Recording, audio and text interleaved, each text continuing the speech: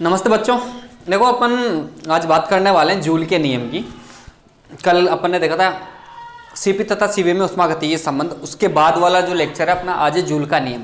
इससे पहले कुछ बातें बता दूं आपको मैं। कल अपन ने ऑर्गेनिक केमिस्ट्री की क्लास ली थी, आप लोगों ने ली, बहुत अच्छी बात है। जिन लोगों ने नहीं ली वो भी ले सकते हैं। 3 बजे से मेरी क्लास होती है। मेरी जूम आईडी और मैं पासवर्ड कल भी बता दिए थे, आज फिर बता देता हूँ। मेरी जो जूम आईडी है वह है 419-511-2902 419-511-2902 और पासवर्ड है कैपिटल BALRAM। टाइमिंग 3 से 3:40। ठीक है। यूवी स्पेक्ट्रोस्कोपी कल स्टार्ट कर देते मैंने। तो अपन आज के लेक्चर में बात करेंगे जूल के नियम की। तो आप लोग हेडिंग डाल दो जूल का नियम, ΔE/ΔV एट कांस्टेंट टेम्परेचर का मापन। जूल का नियम, देखो जूल का नियम होता क्या है, इसी को जूल का नियम बोलते हैं। ये बोला जाता है कि स्थिर ताप पर, समतापी का मतलब हो गया स्थिर ताप पर कि जो आयतन परिवर्तन होता है उससे आंतरिक ऊर्जा में कोई भी परिवर्तन नहीं होता। इसी को अपन बोलते हैं जूल का नियम। अपन ढंग से पढ़ेंगे आज जूल के नियम को। ठीक है, तो आप लोग हेडिंग डाल दो जूल का नियम। और अपन बोल सकते हैं कि जो जूल का नियम है ये बोलता है आदर्श गैस, जो आइडियल गैस होता है उसके बारे में अपन बात करेंगे। यदि जो स्थिर ताप पर आदर्श गैस का जो आंतरिक ऊर्जा है आयतन पर निर्भर नहीं करता है, ये वाली बात करेंगे। अब मैं स्टार्ट करता हूं आज जूल का नियम। ये बोला जाता है कि जो इंटरनल एनर्जी है वो किस किस का फंक्शन होती है, आप लोगों को पता है। आंतरिक ऊर्जा किस किस का फंक्शन होती है, अपन को पता है कि internal energy function of volume and temperature, इन दोनों का फंक्शन होती है। इस समीकरण 1 का मैं मान लो पार्शियल डिफरेंशिएशन कर देता हूं, तो आप लोगों को पता है पार्शियल डिफरेंशिएशन क्या होता है इसका। ΔE/T eight constant volume dt plus ΔE/V at constant temperature dV, ये होगा। इसमें 2 स्टेप है और हम जानते हैं, देखो यहाँ पर आप लोग जानते हो, इसमें हम जानते हैं कि ΔE/T एट कांस्टेंट वॉल्यूम, इसको क्या बोलते हैं CV। तो यहाँ पर CV रख देते हैं, तो ये हो गया DE=CV/dt plus ΔE/V at constant temperature dV। ये हो गया समीकरण नंबर 3। दे दो इसको, दे दो समीकरण नंबर 2। तो ये 3 इक्वेशन हो गए। इसमें देखो एक स्टेप ये रहा और एक स्टेप ये रहा। इसमें इस समीकरण नंबर 3 में देखो आप 3 पद है, 2 पद है, सॉरी, एक पद ये रहा और एक पद ये रहा। ये जो फर्स्ट पद है ये तो क्या बोलेंगे अपन कि ताप में परिवर्तन के साथ CV में परिवर्तन की दर को प्रदर्शित करता है। ताप में अगर परिवर्तन करेंगे तो CV में परिवर्तन आएगा। जबकि यहाँ पर क्या बोला गया है, स्थिर ताप पर एट कांस्टेंट टेम्परेचर, स्थिर ताप पर आयतन में होने वाला जो ऊर्जा, आयतन में होने वाले परिवर्तन से किसमें परिवर्तन होगा, आंतरिक ऊर्जा में होने वाले परिवर्तन को प्रदर्शित करता है। आयतन से होने वाले परिवर्तन से आंतरिक ऊर्जा में होने वाले परिवर्तन को सेकंड स्टेप अपना प्रदर्शित करता है। ये बोला जाता है कि इसका प्रायोगिक मान सरलता से ज्ञात किया जा सकता है। अब जो सेकंड स्टेप है इसका मान ज्ञात करने के लिए जूल ने एक एक्सपेरिमेंट किया। जूल ने क्या किया, एक एक्सपेरिमेंट दिया, उसके लिए एक ऑपरेटर्स तैयार किया उन्होंने, और वो ऑपरेटर्स ये है। इस ऑपरेटर्स का में को मतलब अपन बोल सकते हैं कि एक जल स्थिर तापीय वाटर थर्मोस्टेट लगा दिया। वाटर थर्मोस्टेट किसको बोलते हैं, जिसके अंदर टेम्परेचर कम या ज्यादा नहीं हो सकता, बाहर से अंदर रिएक्शन के ऊपर डिपेंड करता है। अब इन्होंने क्या किया, इस वाटर थर्मोस्टेट में 2 बल्ब लगा दिए, बल्ब A और बल्ब B। जो बल्ब A है, इस बल्ब A में तो गैस भरी हुई है जबकि बल्ब B खाली है, और दोनों को स्टॉप कॉक से जोड़ दिया और इसमें एक थर्मामीटर लगा दिया, सेंसिटिव थर्मामीटर लगा दिया, जिससे इसका टेम्परेचर आसानी से पता चल जाए। थोड़ा सा भी अगर चेंज हुआ तो ये बता देगा। एक विलोडक डाल दिया, इसमें विलोडक का मतलब इसको हिलाने के लिए विलोडक डाल दिया। अब ये बोला जाता है कि यहाँ पर जब इसमें से गैस इसमें जाती है, A से B में जाएगी गैस, स्टॉप कॉक को खोल देंगे तो गैस का प्रसार होता जाएगा, और गैस का प्रसार तब तक होता रहता है जब तक कि दोनों का आयतन समान नहीं हो जाए। जब अपना एक्सपेरिमेंट पूरा हो जाता है तो जूल ने ये देखा कि इसका जो टेम्परेचर पहले था वही टेम्परेचर अब है, मतलब प्रयोग के बाद भी वही टेम्परेचर और प्रयोग के पहले भी वही टेम्परेचर था, और यहाँ पर अपना आयतन परिवर्तन हो गया। तो उन्होंने एक निष्कर्ष निकाला इससे, उष्मागतिकी क्या बोलती है कि यहाँ पर जो टेम्परेचर है वो 0 हुआ। इसका मतलब उन्होंने बोला कि ये जो प्रसार हुआ था ना, शून्य प्रतिरोधी दाब के विरुद्ध हुआ था। फ्री एक्सपेंशन बोलते हैं ना इसको, अपन मुक्त प्रसार बोल सकते हैं। फ्री एक्सपेंशन हुआ, और जब फ्री एक्सपेंशन होता है प्रतिरोधी दाब के विरुद्ध, शून्य प्रतिरोधी दाब के विरुद्ध, तो कोई कार्य ही नहीं होता, तो उस टाइम पे अपन बोल सकते हैं कार्य क्या हो गया, 0 हो गया। और यहाँ पर टेम्परेचर भी चेंज नहीं हुआ तो अपन बोलेंगे dt 0 हो गया। जब dt 0 है तो यहाँ पर कोई हीट का एब्जॉर्ब हीट में परिवर्तन नहीं है, उष्मा में कोई परिवर्तन नहीं हुआ, तो अपन बोल सकते हैं Q इक्वल टू 0 होगा। तो उष्मागति का जो प्रथम नियम है वो क्या बोलता है अपना, del E equal to Q plus W। Q का मान और W का मान इसमें रख देंगे तो डेल E का मान क्या होगा, 0 प्लस 0 इक्वल टू क्या आ जाएगा, अतः अपन लिख सकते हैं डेल E इक्वल टू 0। तो यहाँ पर अपन को एक बात पता चली कि यहाँ पर जो अपन करते हैं आयतन परिवर्तन करते हैं, तो वहाँ पर आयतन परिवर्तन से डेल E के मान में कोई चेंज नहीं आता है। तो अपन बोल सकते हैं कि जो ये जो मैंने लिखा है फंक्शन ऑफ वॉल्यूम और टेम्परेचर, तो अपन बोलेंगे आंतरिक ऊर्जा केवल ताप का फलन होती है, आयतन का नहीं, क्योंकि आयतन परिवर्तन करने पर भी इसका मान चेंज ही नहीं हुआ, और टेम्परेचर का मान चेंज करते हैं तो इसका मान चेंज हो जाता है। ठीक है, तो ये जूल का नियम था अपना, इसको आप लोग हेडिंग डाल दो जूल का नियम और इसमें लिखो, यदि किसी निकाय की आंतरिक ऊर्जा E, यदि किसी निकाय की आंतरिक ऊर्जा E उसके आयतन V तथा ताप T का फलन है, तो यदि किसी निकाय की आंतरिक ऊर्जा E उसके आयतन V तथा ताप T का फलन है, तो ये लिख लो फर्स्ट इक्वेशन है, तो E equal to function of volume और टेम्परेचर। लिख लिया आपने, फर्स्ट इक्वेशन डाल देना। अब नीचे लिखो, अपन को क्या करना है, जो पहला जो समीकरण है इसका अपन पार्शियल डिफरेंशिएशन करेंगे। तो लिखना चाहो तो लिख लो, उपरोक्त समीकरण को ताप और आयतन के सापेक्ष अवकलित करने पर, उपरोक्त समीकरण को ताप और आयतन के सापेक्ष अवकलित करने पर, अवकलित करके समीकरण नंबर 2 ये ले आओ। ये आप लोगों को पता है ना करते कैसे, डी लिख दिया यहाँ पर वॉल्यूम और टेम्परेचर, एक बार वॉल्यूम को कांस्टेंट कर लिया, एक बार टेम्परेचर को कांस्टेंट कर लिया, ये मैंने सिखा दिया आपको, और जिसको नहीं आता एक बार मेरे से कॉन्टेक्ट कर सकता है, वो मैं सिखा दूंगा। तो इसको लिख देना डेबर ई डेबर टी वी डी टी, ये पूरा लिख लो। लिख लिया, नीचे लिख देना, लेकिन हम जानते हैं कि डेबर ई डेबर T at constant volume equal to क्या होता है, सीवी। ये क्या है, स्थिर आयतन पर उष्माधारिता है ये, ठीक है। डेबर ई अपॉन डेबर T at constant volume equal to CV, इसका मान इसमें रख दिया अपन ने, तो ये हो गया। यहाँ पर इसकी जगह सीवी रखेंगे तो सीवी डी टी प्लस डेबर ई डेबर वी टी डी वी, और इसको दे दो समीकरण नंबर 3। समीकरण नंबर 3 लिख दिया, समीकरण नंबर 3। अब देखो इस समीकरण के अंदर 2 पद है, पहला पद ये है और दूसरा पद ये है। जो पहला पद है वो क्या बताता है वो लिख देते हैं, दूसरा पद क्या बताता है वो लिख देते हैं। उपरोक्त समीकरण 3 में प्रथम पद ताप में वृद्धि पर, उपरोक्त समीकरण 3 में प्रथम पद ताप में वृद्धि पर सीवी में परिवर्तन को प्रदर्शित करता है, सीवी में परिवर्तन को प्रदर्शित करता है, सीवी में परिवर्तन को प्रदर्शित करता है। इसका प्रायोगिक मान सरलता से ज्ञात किया जा सकता है, इसका प्रायोगिक मान सरलता से ज्ञात किया जा सकता है। वीडियो की स्पीड अगर ज़्यादा हो तो YouTube का ऑप्शन होता है 3 जो बिंदी हैं उस पर करना, और वीडियो प्लेबैक स्पीड नॉर्मल हो रही होगी, नॉर्मल से कम कर लेना उसको, मेरी जो स्पीड है वो कम हो जाएगी। गैसों के लिए इसका मान ये लिख दिया, सरलता से याद किया जाए। दूसरा पद आयतन के परिवर्तन से हुए, दूसरा पद क्या है, आयतन के परिवर्तन से हुए ऊर्जा परिवर्तन को प्रदर्शित करता है। दूसरा पद आयतन के परिवर्तन से हुए ऊर्जा परिवर्तन को प्रदर्शित करता है। गैसों के लिए मैंने बोला दूसरा पद आयतन के परिवर्तन से ऊर्जा परिवर्तन को प्रदर्शित करता है। अब यहाँ पर जो गैस है उनके लिए अपनी ये जो मान है ना वो किसके द्वारा ज्ञात किया गया, जूल के द्वारा। गैसों के लिए इसका मान ज्ञात करने के लिए जूल ने एक प्रायोगिक विधि दी जो निम्न प्रकार है। ये पहले ऑपरेटर्स बना लो, इस ऑपरेटर्स के बारे में मैंने बता दिया है, इसमें थर्मामीटर लगा हुआ वगैरह वगैरह सब कुछ बता दिया मैंने, अब लिखा रहा हूँ, लिखते चलो। फिर अगर आप चेंज करके लिख दो भाई। जूल उपकरण में 2 बल्ब ए तथा बी लगे हुए हैं, जूल उपकरण में 2 बल्ब ए तथा बी लगे हुए हैं जो आपस में एक स्टॉप कोक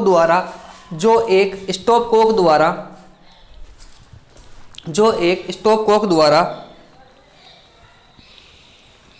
आपस में जुड़े हुए हैं। दोनों बल्ब एक जल स्थिर तापी वाटर थर्मोस्टेट, दोनों बल्ब एक जल स्थिर तापी में रखे हुए हैं, दोनों बल्ब एक जल स्थिर तापी में रखे हुए हैं,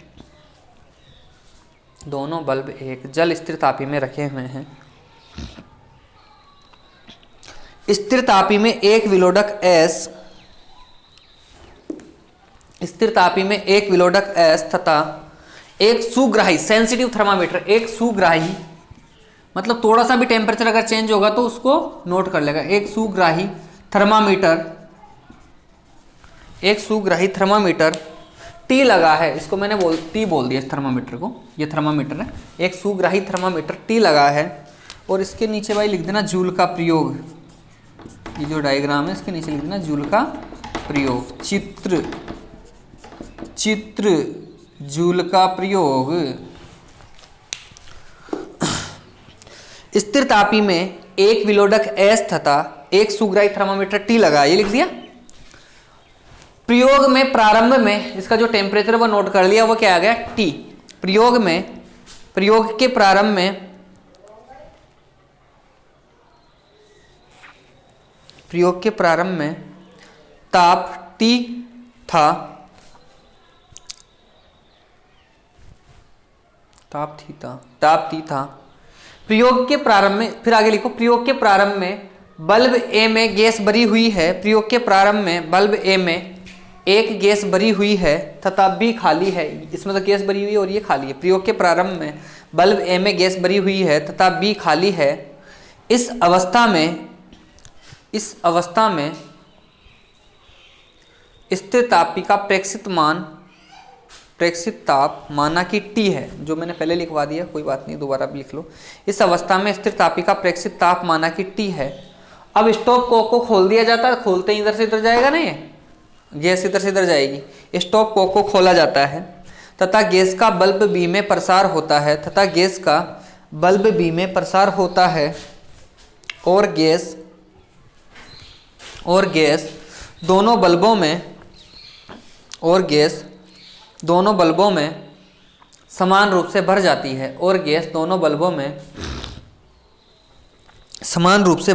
है, समान रूप से भर जाती है। अब जूल ने क्या देखा कि पहले भी टेम्परेचर टी था, अब भी टी है, कुछ चेंज ही नहीं हुआ। जूल के अनुसार प्रारंभिक ताप व प्रयोग के बाद ताप समान पाया जाता है। जूल के अनुसार प्रारंभिक ताप व प्रयोग के बाद ताप समान पाया जाता है।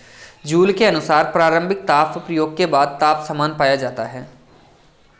अब पैराग्राफ चेंज करके लिखना, पैराग्राफ चेंज करके लो भाई। उष्मागतिकी के अनुसार बल्ब बी में गैस का प्रसार शून्य प्रतिरोधी दाब के विरुद्ध होता है। उष्मागतिकी के अनुसार बल्ब बी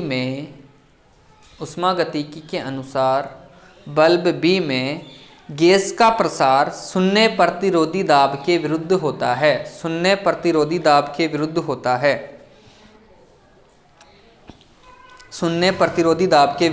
है, चूंकि बल्ब बी में निर्वात है,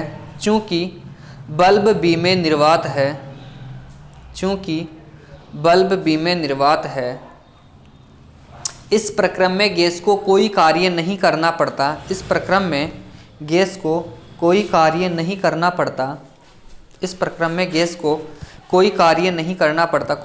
कर रहे ना, क्योंकि शून्य प्रतिरोधी दाब के विरुद्ध प्रसार कार्य 0 होता है।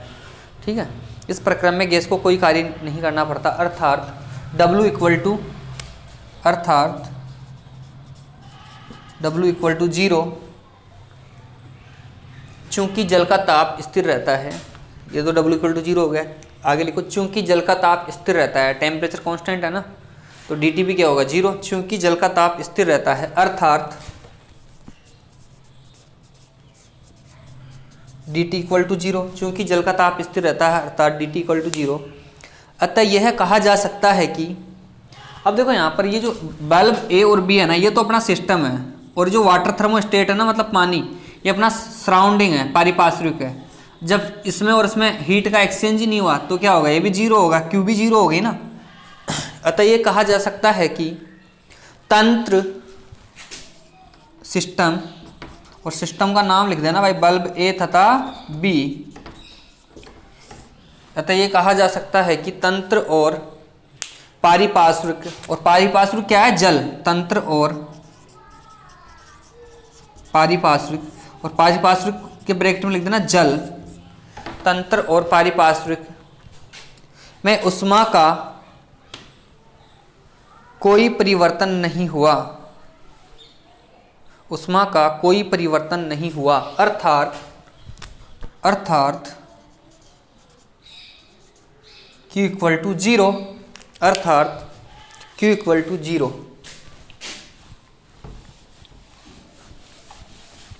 अर्थात Q equal to 0।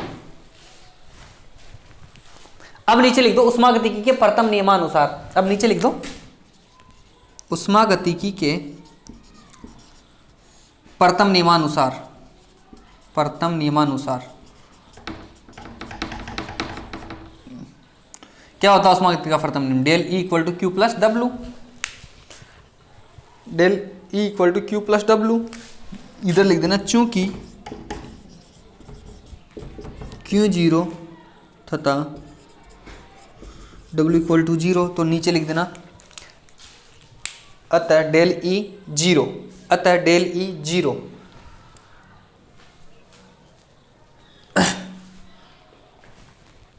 Del E 0, चूंकि लिख लिया आप लोगों ने। उसके बाद लिखो चूंकि इस प्रयोग में डीई भी 0 है, चूंकि इस प्रयोग में, चूंकि इस प्रयोग में डीई 0 तथा